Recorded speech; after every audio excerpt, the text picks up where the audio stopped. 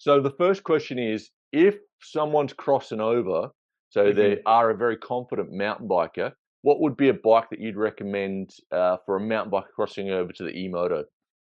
Yeah, it's a great question, and I know exactly what you mean when it comes to like all of the things that you need to worry about on a traditional dirt bike. Like there's just so much going on, and when you think about riding a mountain bike, I don't want to say you're just locked in one position. Obviously, you're pedaling and you've got brakes up on the bars, but when you're going downhill, you are very much in a locked position, and so when in comparison to a dirt bike, and so for a mountain biker that doesn't have dirt bike experience, that's crossing over and wants to try electric moto, I would go for a bike like the Suron X. Suron Light BX is Yep. what they would call it, and this is that lightweight bike. It's 115 pounds. It's got 2 power modes, so you can put it in eco and sport, so you could start out very easily, just taking it easy in eco, and you could always bump it up. But what's cool about them is, like, they're to us, moto riders, they're super lightweight, Okay. but that might not transition over for a mountain biker, right? Like you probably even see it with electric mountain bikes. Like I've had buddies because I ride regular acoustic mountain bikes all the time, and I've got a lot of buddies that do. And when you put them on an electric mountain bike, they're like, "Oh, this thing's heavy." Yeah. It's it like and to me, I'm like, after riding dirt bikes, like an electric EMTB is like super light, and Yeah. so Yeah.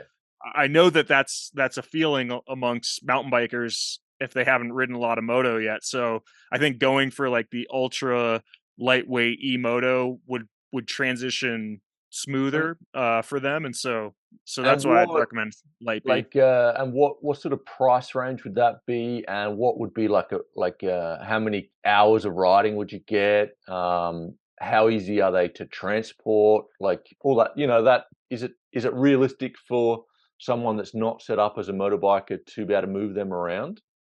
For sure, and I would say this mostly, I'm coming from the standpoint of a dirt bike rider, and so transporting a traditional dirt bike versus a mountain bike is like so much more complicated. But Yeah.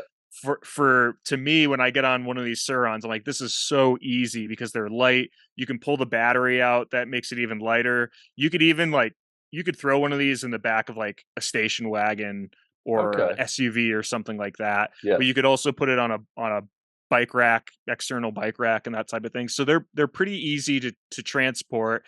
In terms of range, this applies to every single dirt bike out there.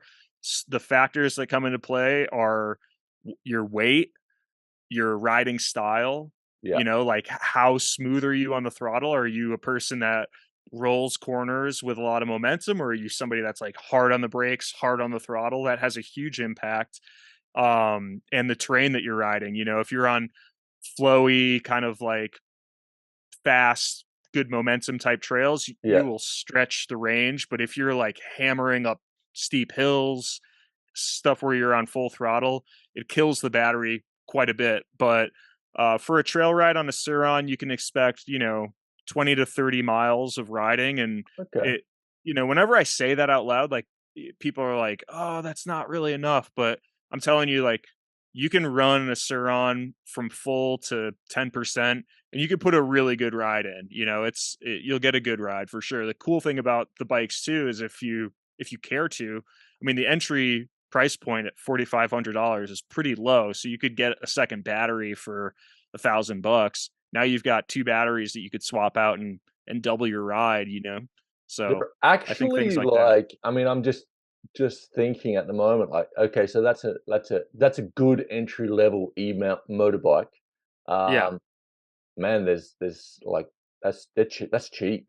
Like in comparison Yeah. to what's going on, like at the moment we've got like a Levo S Works at 15,000, Right. and I mean the Trek, the Santa Cruz, they're all the Yeti, they're all like the top ones are about 15, like, and all those top brands, you're not getting their base spec for less than 7. Yeah. Uh, What electric mountain bike are you getting for $4,500? Is there even one that's, like, worth Yeah, you can talking get about? like yeah, you can get like you can get a giant trance, a giant rain, you can Oh, get really? something online, you could probably get a canyon, you could get like there are stuff like and also the entry level bikes are gonna be good for like a lot of riders, like those Mhm. entry level bikes, unless you're someone that like wants to jump or really wants to push a bike hard, like like those base model bikes are those base model bikes are better than what Sam Hill was racing like 10 years ago. Oh, for sure. And he did Yeah. a good job of that, like so you Yeah, can for you can sure. have a lot of fun on a base model bike. Yeah, don't Um, blame the tool. no, no, totally. So yeah, that sounds. And Legend Riders, I hope you enjoyed that small clip from the podcast I did with Tucker talking about the top 5 electric motorbikes on the market in 2023. If you want to see more of that podcast, click on the link up here or here. I'm not sure where it is, but you're going to love it. And riders, thanks for your support. If you have not subscribed to the channel, please do so and share it with like-minded people.